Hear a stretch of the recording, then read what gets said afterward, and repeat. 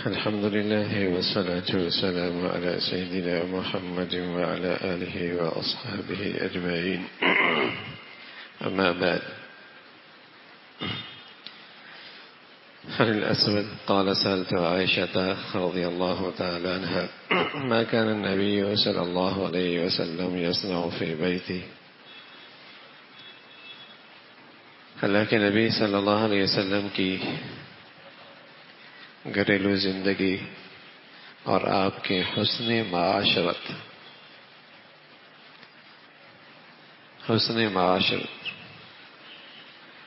اللہ کے نبی کی معاشرت میں محبت چھپی ہوئی ہے اور آپس کا اعتماد چھپا ہوا ہے. جہاں اللہ کے نبی کی حسن معاشرت زندہ ہوگی وہاں محبتیں فروغ پائیں گی، محبتیں پروان چڑھیں گی. تو آپ کی حسن معاشرت خصوصاً گھریلو زندگی میں حضرت عائشہ سے پوچھا گیا اللہ کے نبی صلی اللہ علیہ وسلم گھر میں کیا کرتے تھے؟ تو فرمایا وہ گھر میں گھر والوں کے ساتھ مدد بھی کیا کرتے تھے. ہاں، فَإِذَا حَضَرَتِ الصَّلَاةُ خَرَجَ إِلَى الصَّلَاةِ، بس نماز کا وقت آیا پھر فوراً نکل گئے. گھر میں ہوتے تو گھر والوں کے ساتھ تعاون فرماتے. حضرت عمر فرمایا کرتے تھے رضی اللہ تعالیٰ عنہ، حالانکہ آپ کا مزاج بڑا جلالی تھا، آپ فرمایا کرتے تھے گھر میں بچوں کی طرح رہو، گھل مل کے، ہنسی مذاق. ہاں، باہر جب نکلو تو مرد بن کے مردانگی ذمہ داریوں کا احساس کر کے باہر کی زندگی گزارو. گھر میں بچوں کی طرح، بچے گھر میں ہوتے ہیں تو رونق ہوتی ہے. میاں گھر میں جائیں تو رونق ہو جائے، یہ نہیں کہ سب سہم جائیں اف کوئی ہو گیا، نہیں، سب سہم گئے پتہ نہیں کون آ گیا، رونق ہو جائے. تو رسول کریم صلی اللہ علیہ وسلم کی گھر کی معاشرت آج ہمیں اپنے گھروں میں زندہ کرنے کی بڑی ضرورت ہے. اس لیے کہ اب مزاجوں میں یہ ہے کہ اس نے ایک بات کہنی ہے تو ضرور اس نے اس کے خلاف کہنی ہے، اور جب تک تو میں نہ ہو پتہ نہیں لگتا گھر میں کوئی ہے کہ نہیں، پتہ نہیں لگتا. اس نے کچھ کہنا ہے، اس نے ضرور اس کے مخالف کہنا ہے.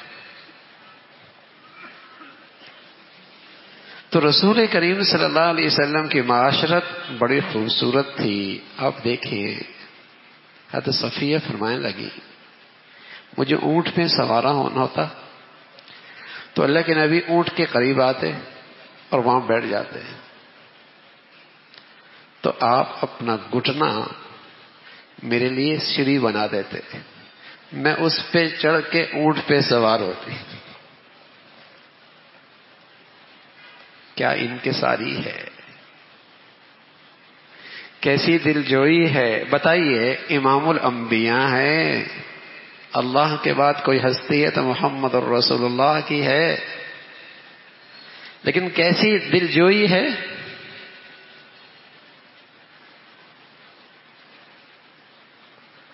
تو اس انداز سے مجھے سواری پہ سوار فرمایا کرتے تھے. اور آپ کا ایک اور بہت خوبصورت مزاج تھا گھر کی زندگی میں، وہ کیا؟ آپ اپنے آپ کو صاف رکھتے تھے، بال پراگندہ نہیں ہوتے تھے، اپنے آپ کو سنوار کے رکھتے تھے. حضرت عائشہ فرماتی آپ اٹھتے تو سب سے پہلے مسواک کرتے، گھر میں آتے تو سب سے پہلے مسواک کرتے، کچھ چیز نوش فرماتے سب سے پہلے دانت صاف کرتے.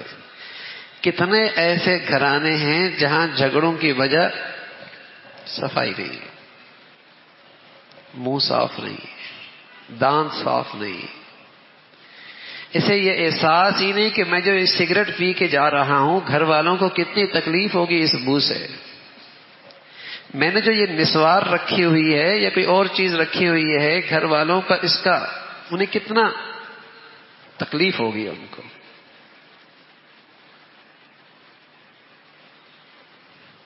احساسات ہے نا. اور اس کا احساس یہ کہ عورت خوبصورت بن کے رہے تو وہ بھی تو چاہتی ہے کہ مرد اس کے سامنے مزین بن کے رہے.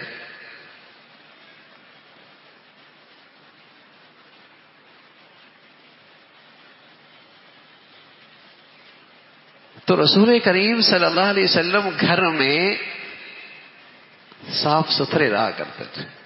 اچھا ہمارے عجیب مزاج ہے, تقریبات میں بڑا اہتمام سے جائے گا, بڑا اہتمام ہوگا, اور جہاں سب سے بڑی گھر میں تقریب ہے وہاں وہ بھی میلی کو چلی رہے گی, یہ بھی میلہ کو چلے رہے گا. تو رسول کریم صلی اللہ علیہ وسلم کی حسن معاشرت میں یہ بھی تھا کہ آپ ہمیشہ یہ پسند کرتے تھے کہ مجھ سے خوشبو آئے, بدبو نہ آئے. اس لیے آپ فرمایا کرتے تھے مجھے دنیا میں چند چیزیں بڑی پسند ہیں, نیک عورت اور خوشبو, اور فرماتے تیسری چیز نماز میری آنکھوں کی ٹھنڈک.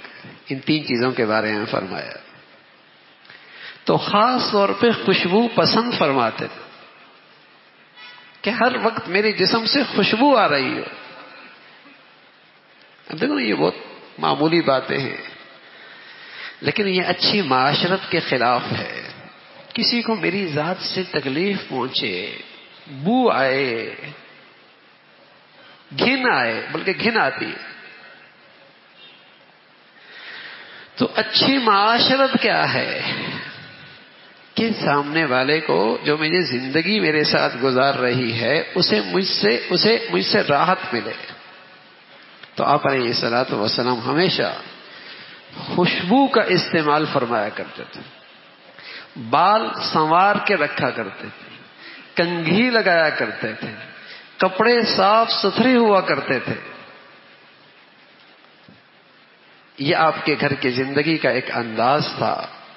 بالکل آپ کو یہ بات برداشت نہیں تھی کہ کوئی بو کی چیز میرے سے کسی کو ماس ہوئی. اسی وجہ سے بعض جائز چیزیں بھی آپ اس کا استعمال نہیں کرتے. لہسن پیاز کھا کے کسی کے پاس جانا آپ اسے پسند نہیں کرتے تھے. پیاز لہسن اس کو استعمال کر کے کسی کے پاس جانا آپ اس کو ترک کر دیا کرتے تھے. کسی کو بو آئے گی اور اس کو مجھ سے تکلیف ہوگی. تو رسول کریم صلی اللہ علیہ وسلم اس کا اہتمام فرمایا کرتے تھے. پھر آپ علیہ الصلوۃ والسلام اپنی گھر والیوں کے ساتھ لطیف مزے کا مذاق بھی کرتے تھے. ایک خاتون آپ کے سر میں کچھ دیکھ رہی تھی, اتنے میں اس کی سہیلیاں آ گئیں. اب وہ سہیلیاں آ گئیں تو ان سے بات کرنے لگی تو ہاتھ رک گیا. تو حضرت ان سے فرمانے لگے آنکھوں سے تو باتیں نہیں کر رہی نا, ہمارا کام بھی کرتے رہو اپنی باتیں بھی کرتی رہو. تو ایسا لطیف مذاق جس سے ان کی دل جوئی ہو, اس انداز سے رسول کریم صلی اللہ علیہ وسلم اپنے گھر والوں کے ساتھ یہ فرمایا کرتے تھے. ایک مرتبہ تو ایسا ہوا کہ حضرت عائشہ رضی اللہ تعالیٰ عنہ تھی, حضرت سودا آئی ملنے کے لیے.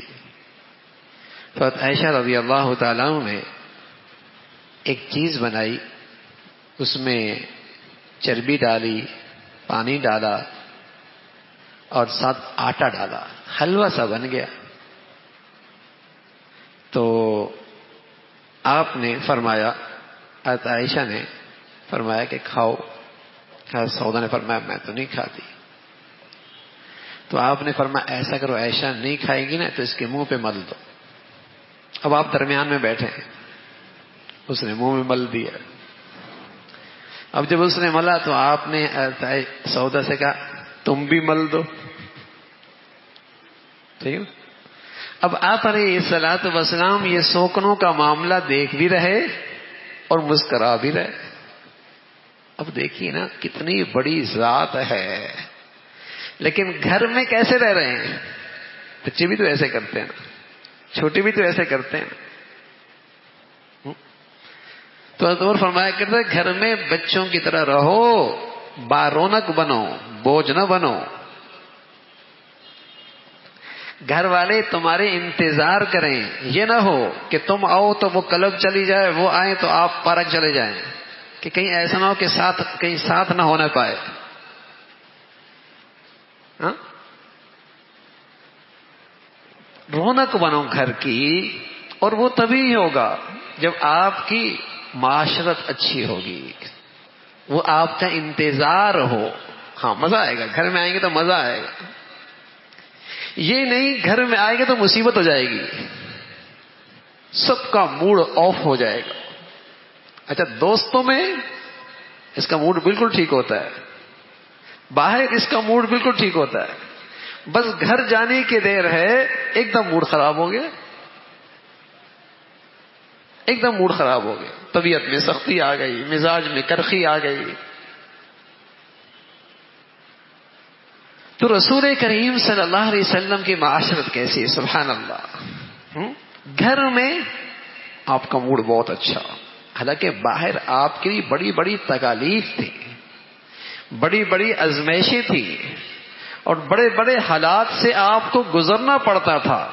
لیکن میری اور آپ کی اماں حضرت عائشہ فرمایا کرتے تھے رضی اللہ تعالیٰ عنہا کہ جب آپ گھر میں تشریف لاتے تو مسکراتے چہرے کے ساتھ آتے، باہر کے دکھ غم باہر چھوڑ کے آتے، گھر میں ماحول بڑا خوشگوار بنا دیا کرتے،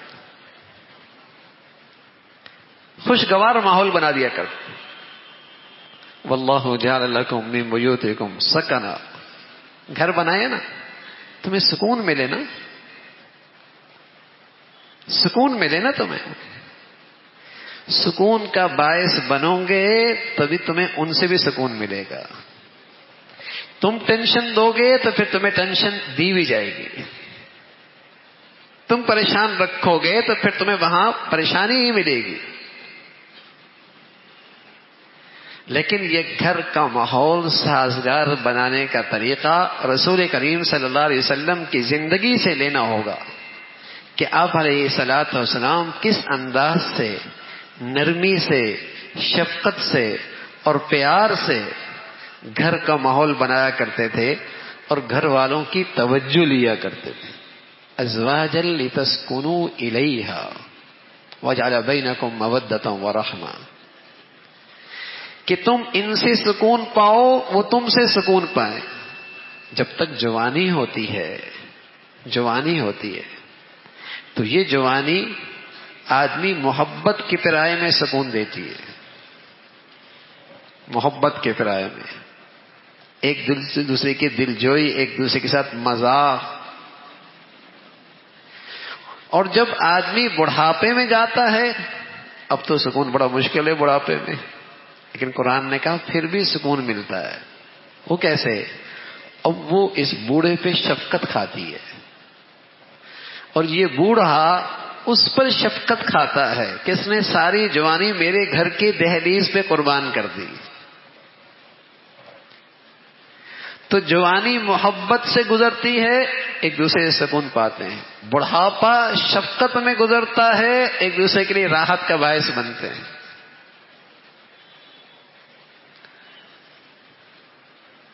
لیکن جب جوانی میں ایک دوسرے کا سکون نہیں ملتا نا، اور پھر اولادیں بڑی ہو جاتی ہیں، پھر اس بوڑھے کی خیر نہیں ہوتی. وہاں تین اکٹھے ہو جاتے ہیں، یہ اکیلا رہ جاتا ہے، اپنی جوانی کی ساری کسر نکالتی. بیٹا بھی ساتھ ملا لیا، بیٹی بھی ساتھ ملا لی، اماں بھی ساتھ ہو گئی، اب اس کی خیر نہیں، اب اس کی خیر نہیں. اب وہ شیر ہو گئی، جوان بیٹا ہو گیا. لیکن اگر یہ آپس کی محبت کی زندگی ہوتی تو آج بھی ان کا رشتہ آپس کا اولاد سے زیادہ مضبوط ہوتا. جس رشتے کی بنا پر اولاد ملی ہے وہ اولاد بیچ میں حائل نہیں ہو سکتی. یہ رشتہ اس اولاد کے رشتے سے زیادہ مضبوط ہے، اور دونوں مل کر اولاد کو ادب سکھاتے ہیں. شوہر نہیں ہوتا تو ماں سبق دیتی ہے، تمہارا سب کچھ تمہارا باپ ہے، اور اس کے دل میں باپ کی عدم موجودگی میں باپ کی عظمت بٹھاتی، باپ کی عظمت بٹھاتی، احترام بٹھاتی. اور شوہر کی موجودگی میں شوہر ایسا معاملہ کرتا ہے جس سے بچوں کے دل میں ماں کا احترام بڑھ جاتا ہے، ماں کا احترام بڑھ جاتا ہے. تو یہ دونوں مل کر ایک صفحے پہ آ کر یکجہتی کے ساتھ، ہم آہنگی کے ساتھ اولاد کو اللہ کا بھی اور والدین کا فرما بردار بناتے. لیکن جہاں یہاں ذرا فیصلہ ہوا اولاد کا نقصان شروع ہو گیا. تو یہ تو رسول کریم صلی اللہ علیہ وسلم کی ازواجی زندگی کی کچھ جھلکیاں تھیں کہ آپ کس انداز سے محبت بڑھاتے تھے، دل جیتا کرتے تھے، اور کس طریقے سے گھر کے اندر رونق پیدا کرتے تھے، اور کس طرح آپ علیہ الصلوۃ والسلام گھر کی زندگی کے اندر ایک مٹھاس اور ایک مزہ لے کے آیا کرتے تھے. اگلا پہلو ازواجی زندگی کا وہ ہے کہ رسول کریم صلی اللہ علیہ وسلم اپنے گھر والوں کی تربیت کیسے کرتے تھے. عام طور پہ ایک شکوہ یہ بھی ہوتا ہے، ہم تو سب ٹھیک ہوں لیکن سامنے والی ٹھیک نہ ہو تو یہ ذمہ داری بھی شوہر پہ ہے. شادی سے لے کر شادی کس بنیاد بھی کی، وہاں غلطی ہوئی تو اس غلطی کا ازالہ پھر آگے کرے. تربیت کرنی ہے، تربیت کرنی ہے، یہ ذمہ داری بھی شوہر کے ذمے ہے. تو رسول کریم صلی اللہ علیہ وسلم کی معاشرت سے، گھریلو زندگی سے دوسرا پہلو کہ رسول کریم صلی اللہ علیہ وسلم نے اپنے گھر والوں کی تربیت کا کیا اہتمام فرمایا ہے، انشاءاللہ اس کا ذکر آئے گا. اللہ عمل کی توفیق نصیب فرمائے.